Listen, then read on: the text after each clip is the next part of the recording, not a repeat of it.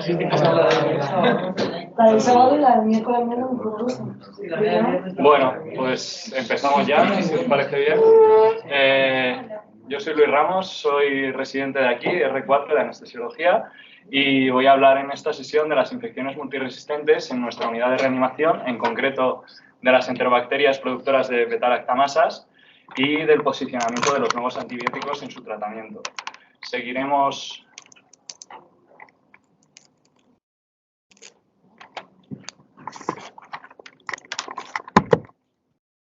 este esquema siguiendo una serie de definiciones, las estadísticas nacionales y a nivel de nuestro hospital, los factores de riesgo de las multiresistencias, los tipos de bacterias multiresistentes de los que hablaremos y las nuevas estrategias de tratamiento, tanto las nuevas como de las antiguas.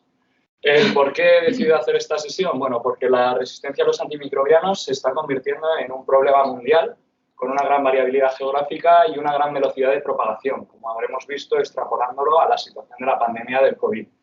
Además, a esto se suma la falta de nuevos antimicrobianos efectivos y la aparición de patógenos multiresistentes y panresistentes. De hecho, se estima que en el 2050 sea la primera causa de mortalidad en el mundo, por encima del cáncer y otras enfermedades infecciosas o accidentes.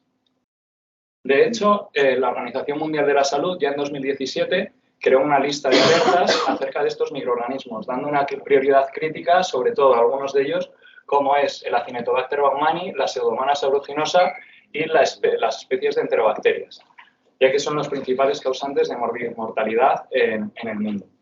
De hecho, vamos a hablar de ellos, que si ya estamos familiarizados con este tipo de sesiones, vamos a hablar de este acrónimo, el acrónimo SCAPE, de los cuales vamos a ir hablando de todas las enterobacterias, exceptuando por la duración al estafilococo. ¿El porqué de estos gram negativos y este problema? Pues porque las bacterias gram negativas son ubicuas, aparecen tanto en tracto urinario, tracto respiratorio, a nivel abdominal, y cada vez hay más aumento de resistencias debido a la presión selectiva del uso de antibióticos, no solo a nivel humano, sino a nivel de la ganadería intensiva.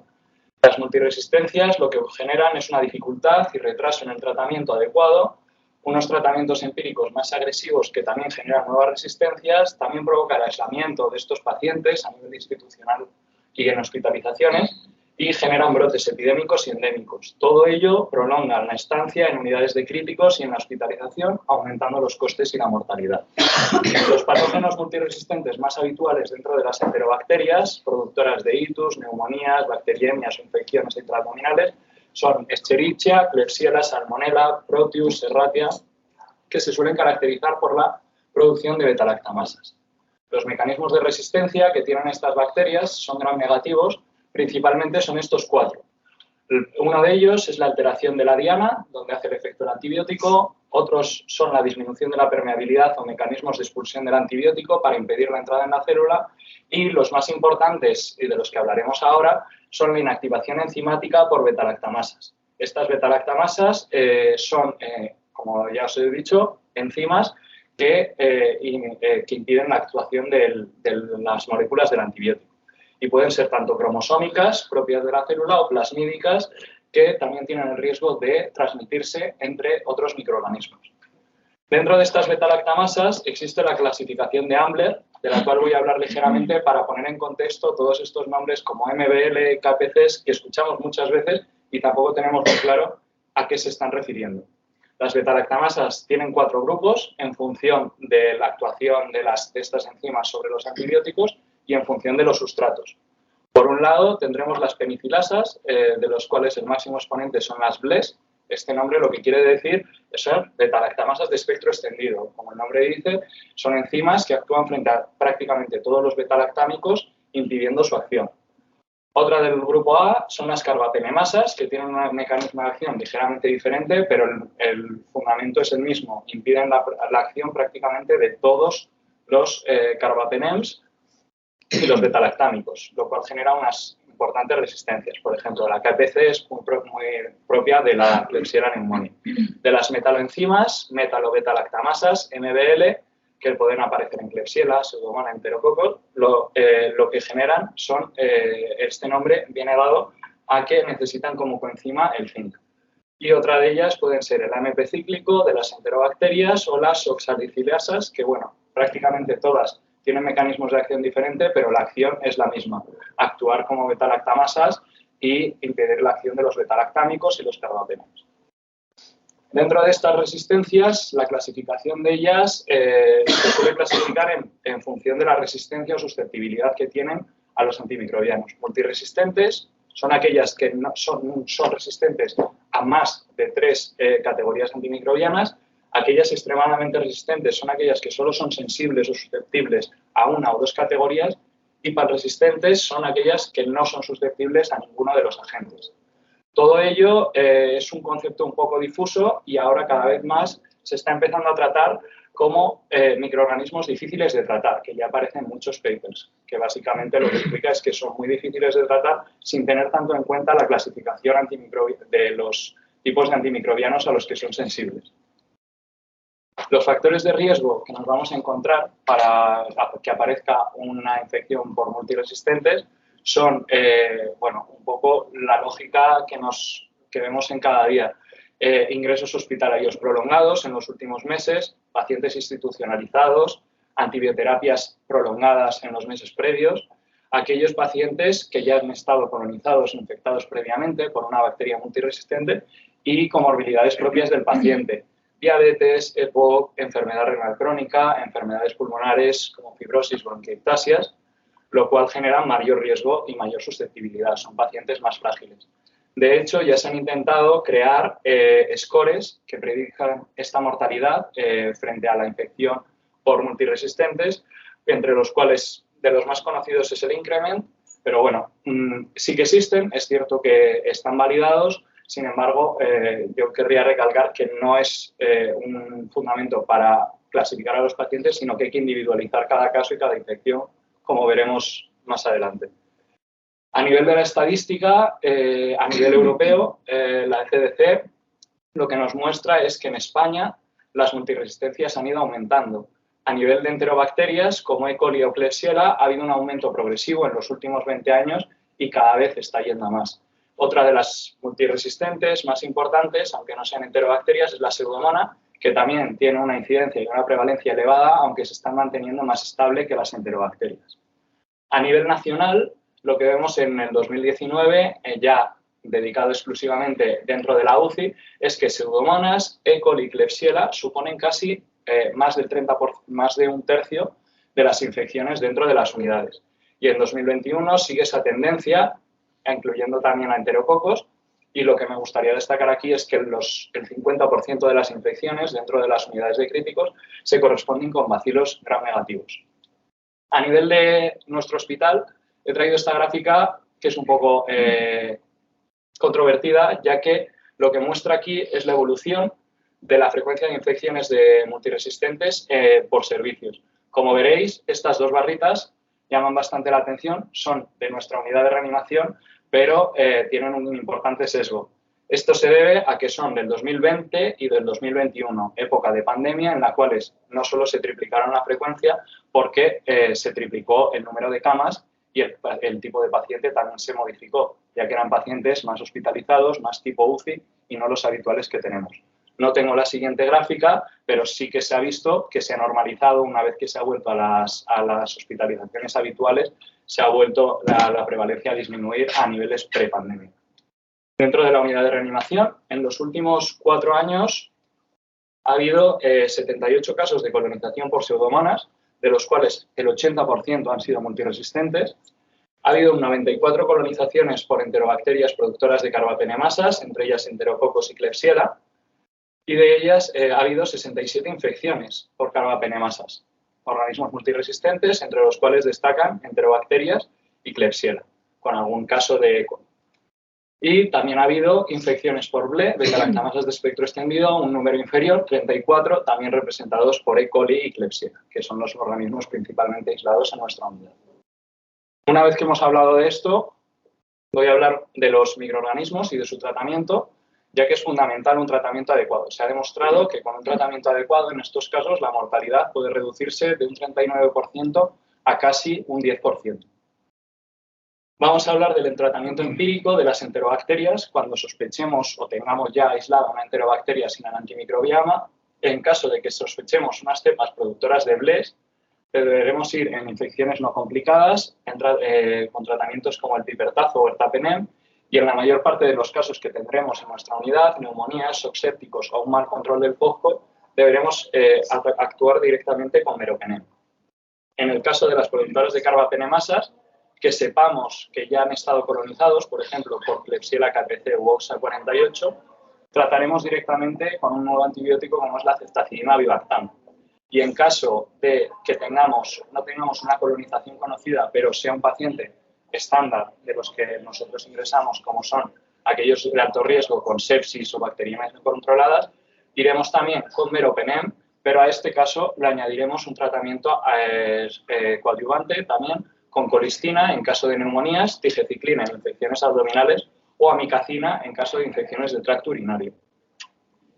Las sensibilidades que tenemos en nuestro hospital dentro de las UCIs de los diferentes microorganismos será de lo que hablemos ahora para poner en contexto este tratamiento empírico, que sí que se ha visto que son sensibles.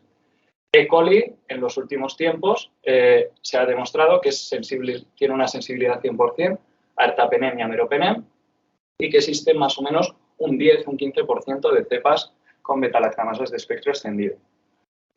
Otra de las patógenos más habituales, la Klebsiella, también se ha visto que tiene una sensibilidad bastante buena frente al ertapenem y al meropenem, incluso a la amicacina. Sin embargo, ya las cepas multiresistentes aumentan un poco, un 15-25% de cepas BLES, y aparecen brotes esporádicos que suponen un 5 o un 10% de cepas productoras de carbapenemasas. Otra de las infecciones más importantes y de las que más se está alertando en los últimos años es Enterobacter placae. Como podréis ver, la sensibilidad que tenemos del Enterobacter frente al imipenem, meropenem o ertapenem disminuye considerablemente respecto a los microorganismos anteriores. Incluso la colistina, aunque es eficaz, ya baja ligeramente la sensibilidad por debajo del 90%.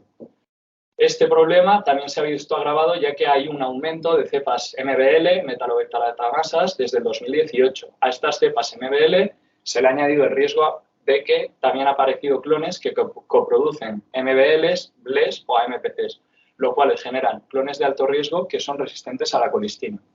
Además de esto, también hay una resistencia al Aztreonam que es casi del 43%, lo cual provoca que en muchos de estos casos tengamos que añadir un inhibidor de las betalactamasas para restaurar la actividad del Aztreonam. En este caso, lo ideal es actuar con el Avibactam. Como no tenemos y no existe presentación del Avibactam solo o en combinación con Aztreonam, en estas infecciones se deberán utilizar el Aztreonam añadido a la Cefta-Avi. ¿Vale? Otra de las enterobacterias es el Acinetobacter, que traigo aquí porque en España son resistentes entre el 50 y el 75% de los casos, pero por suerte en nuestro hospital los casos son anecdóticos. Desde hace 10 años ha habido solo 100 pacientes ingresados con multiresistente y en 2021 solo hubo un caso de multiresistente. Sin embargo, muchos de ellos, el clon europeo con las carbapenemasas, son muy resistentes. Tenemos suerte porque no los tenemos, pero aún así son microorganismos bastante resistentes. El tratamiento recomendado en este caso es, como veis, sensible a la colistina prácticamente siempre, colistina o tigeciclina, y siempre recomiendan añadir colistina inhalada en caso de neumonías y amicacina en shock séptico, ya que se ha demostrado que muchas veces cuando existe un Acinetobacter hay una coinfección en los casos de sepsis por otros microorganismos. Por último, hablaré de las pseudomonas. Sin ser una enterobacteria, tiene un elevado porcentaje de multiresistencias en nuestro hospital, que suponen el 28% en el último año, ha ido aumentando respecto a otros años anteriores. Y como vemos en el informe de sensibilidad, la sensibilidad principalmente es a la colistina, al ceftolozano tazobactam y a la ceftazidima, que son nuevos antibióticos de los que hablaré más adelante.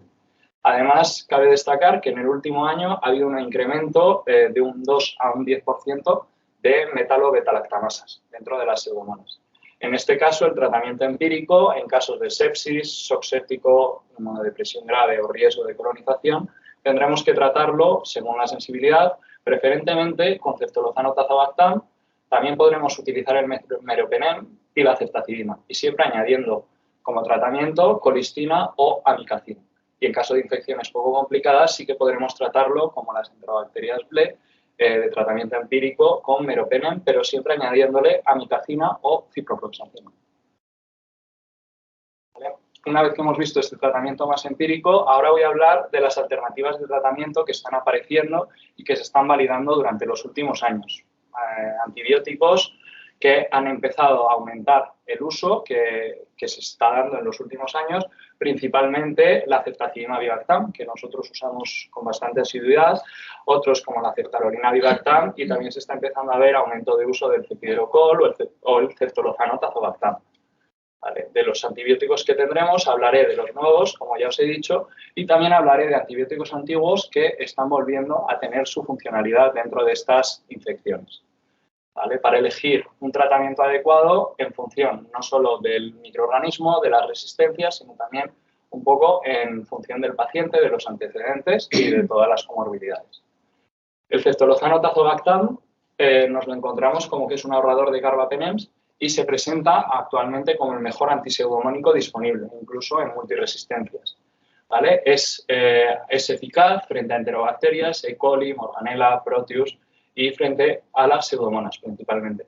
Sin embargo, tiene el inconveniente de que no tiene una buena actividad frente a enterobacterias productoras de carbapenemasas, como son KPC o OXA, y en frente a las metalo-beta-lactamasas, por lo cual prácticamente solo lo tendremos como uso en aquellas infecciones de pseudomona multiresistente y en alguno de los casos de enterobacterias que tengamos claro que no son resistentes por metalo-beta-lactamasas.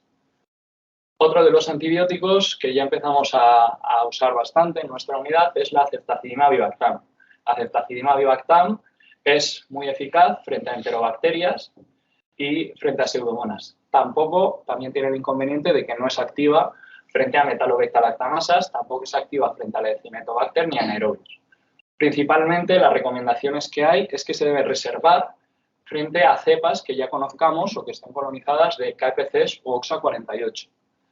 Ha habido varios estudios que se han demostrado que la supervivencia aumenta en caso de un tratamiento dirigido con unos ratios bastante bajos de 0,4 respecto al tratamiento mejor antiguo, aumenta la respuesta a los 21 días y también disminuye la mortalidad de un 21 a un 46% respectivamente. Se ha visto, además, que frente a MBLs, metalo-beta-lactamasas, al no tener actividad, la mejor recomendación es añadir aztreonam para que tengan una actividad sinérgica. Y en infecciones graves, extremadamente resistentes, también se recomienda a este tratamiento de cefta-avi combinar colistina. Otro de los que vamos a hablar es el meropenem-barbobactam. Este igual ya no lo tenemos tan conocido, ya que es un medicamento bastante reciente, está aprobado en el 2021 en España y en Baleares la Comisión de Farmacia ya ha dado el visto bueno y lo tenemos disponible. Es un antibiótico muy activo frente a carbapenemasas, frente a KPCs, principalmente tiene una buena penetración en epitelio pulmonar, es muy útil en neumonías y tiene una misma farmacocinética de ambas moléculas, lo cual supone una ventaja a la hora de la dosificación y la pauta. Sin embargo, bueno, tenemos pocos datos de estudios en la vida real, los estudios son pequeños, mezclan tipos de infecciones, mezclan pacientes y luego otro de los inconvenientes principales es que a nivel de Baleares prácticamente no hay KPCs, así que no tenemos una gran utilidad de este antibiótico ahora mismo y tampoco está recomendado como tratamiento empírico, solamente tiene que ser dirigido, ya que se ha visto que pueden generar resistencias cruzadas con el antibiótico anterior como es la ceftazidima-avibactam. Otro del que hablaré mínimamente, el imipenem-relebactam, todavía no está aprobado. Simplemente mencionar que tiene una buena efectividad frente a las pseudomonas y que frente a las cepas resistentes a ceftolozano-tazobactam, el supuesto mejor antipseudомónico es activo cuando aparecen resistencias a este último. Otro de los antibióticos de los que voy a hablar es el cefiderocol, que está aprobado en España desde el 2022 y en Baleares lo tenemos disponible, pero se debe solicitar con una solicitud justificada a la Comisión de Farmacia o como tratamiento de rescate último. Como podréis ver, la actividad frente a todos los mecanismos de resistencia, el cefiderocol es el que mejor espectro tiene, ya que es activo en teoría frente a todos ellos, lo cual se presenta pues como un antibiótico bastante prometedor. Es una nueva cefalosporina, un sideróforo que lo que emplea es el transporte del hierro dentro de la bacteria para actuar como un caballo de Troya y entrar y penetrar mejor en estas bacterias multiresistentes. Esto consigue que sea la CMI más baja disponible de todos los antibióticos para Pseudomonas aeruginosa multiresistente o extremadamente resistente. Así he visto, parece que es un gran antibiótico, sin embargo, los últimos estudios o los estudios con más impacto que han tenido, como es este estudio, el estudio Credible, lo que demostró es que sí que es un antibiótico eficaz, sí que consigue una curación mayor del 66% frente al 58% y sí que consigue una mejor curación. Sin embargo, en este estudio se vio que en casos de infecciones por Acinetobacter, la mortalidad total aumentaba en la rama utilizada, que utilizaba cefiderocol. Este estudio estaba un poco sesgado, sin embargo, frenó las expectativas con este antibiótico. Lo que se ha visto es que estas infecciones por Acinetobacter se trataban de pacientes mucho más complejos, mucho más inestables y con una infección mucho peor controlada, con lo cual había un sesgo importante. Lo que sí que se ha visto en estudios posteriores es que la recomendación que hay cuando hay un Acinetobacter baumannii y se quiere tratar con cefiderocol, siempre se debe dar en combinación con fosfomicina o colistina, de los que hablaremos ahora. Ya una vez que hemos visto todos los nuevos antibióticos, vamos a volver a dar importancia a otros antibióticos que conocemos previamente y que tienen una importancia en el tratamiento de estas enterobacterias multiresistentes, como por ejemplo la fosfomicina, el monurol, que se ha demostrado que tiene una buena actividad contra cepas BLES, que no tiene una resistencia cruzada con otros grupos de antibióticos y es eficaz frente a gram positivos, gram negativos, como podemos encontrarnos las pseudomonas y las enterobacterias BLES o carbapenemasas. Como inconveniente, no es activo frente al Acinetobacter. Siempre se recomienda una pauta combinada. Nunca de estos viejos antibióticos vamos a tenerlos en monoterapia, siempre en pauta combinada, con betalactámicos, aminoglucósidos o quinolonas. Otro de los que vamos a tratar es la colistina, un antibiótico denostado por su nefrotoxicidad. Sin embargo, se ha visto que es eficaz, como ya os he mencionado, sobre todo en neumonías, en aerosol, como una opción alternativa y como coadyuvante. Es eficaz frente a enterobacterias, frente a la Acinetobacter y a las pseudomonas. Y siempre, como ya os he dicho, terapia dirigida en terapia combinada y siempre terapia de segunda línea. A pesar de esta nefrotoxicidad que tiene, lo que se recomiendan en las últimas guías es aumentar las dosis que se recomendaban anteriormente. Otro de los antibióticos es la tigeciclina, derivado de la tetraciclina. Se recomiendan, como ya he dicho, siempre todos estos en combinación con otros fármacos activos frente a multiresistentes y también recomiendan dosis más altas que las previas, sobre todo en pacientes con shock séptico, neumonía, ya que tiene un volumen de distribución muy alto y quizás no es lo más indicado en casos de pacientes con sepsis o con un tercer espacio muy amplio, como pueden ser muchos de nuestros pacientes. Es activo frente a gram negativos, frente a gram positivos, incluso el MARSA, del que no hablaremos hoy, y frente a enterobacterias, MBL, BLES y carbapenemasas. Como a destacar que no es eficaz frente a pseudomonas.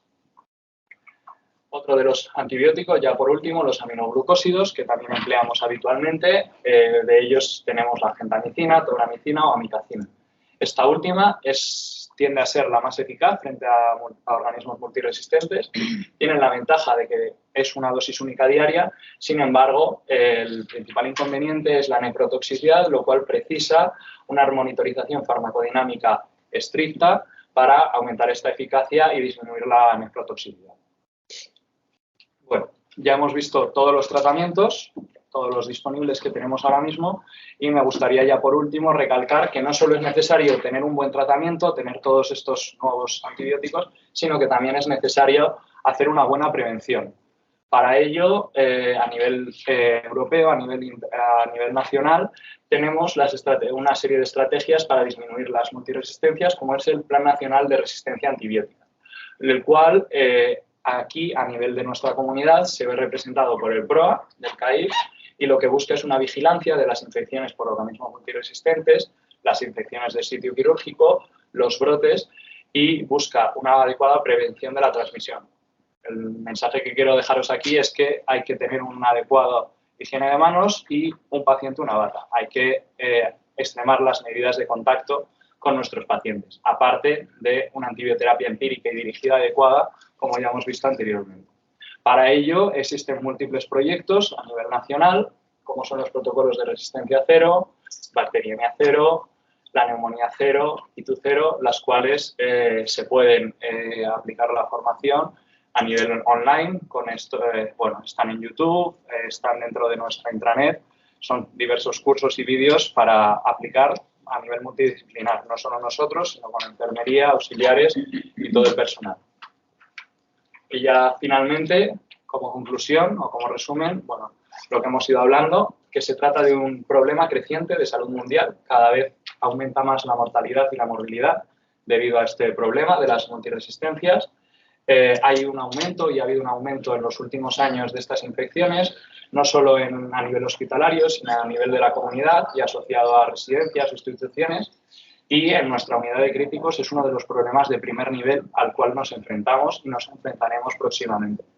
Dentro de estos, la pseudomonas multiresistente y las enterobacterias productoras de carbapenemasas, en particular el enterobacter, aquí en nuestro hospital, son los más preocupantes que nos vamos a encontrar.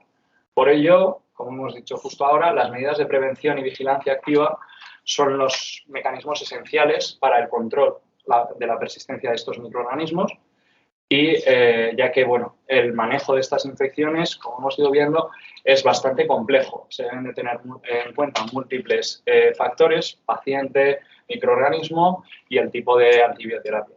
Tenemos que seguir una política de uso racional de antibioterapia, como hemos visto con el PROA, que ya tenemos nosotros múltiples llamadas de ellos, y tenemos que saber utilizar los nuevos antibióticos, ya que son alternativas muy específicas y eficaces dentro de estos multiresistentes, y también tenemos que tener en cuenta los antiguos antibióticos que han reaparecido para el manejo como coadyuvantes en estas infecciones. Aquí os dejo la bibliografía, principalmente a recomendar, si no lo tenéis todavía, el protocolo de actuación de enfermedades infecciosas de nuestro hospital. No están las últimas guías en alguno de los casos, pero vienen muy bien reflejados el tratamiento empírico y dirigido de los últimos tiempos y la guía de terapéutica antimicrobiana del Mensa. Y nada, muchas gracias.